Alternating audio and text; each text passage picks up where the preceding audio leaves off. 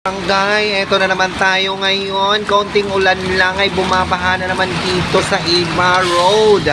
Kaya ayan mga kaibigan, ang mga sasakyan ay bumper to bumper na naman ang traffic dito sa aming lugar. At ito pa mga kaibigan, ang mga kabataan ay nagtatampisaw na sa baha. Kaya ngayon ang mga sasakyan ay unti-unti na lang ang usad. Kaya mga kabarangay, eto na naman tayo ngayon. Dahil tag-ulan na naman, eto, tsaga-tsaga na naman tayo para sa baha. At dito makikita mo na umaapaw na ang tubig sa kanal. Umaapaw na siya, bumubulwak na siya mga kaibigan. At ayun na nga mga kaibigan, bahang-baha na mga kaibigan. Ayan na to, bumper to bumper na ang traffic dito sa aming lugar sa Iba Road po ito. At syempre ang aking anak ay nanonood na lamang dahil bumabaha na. At mamaya-maya lang ay papasok na yan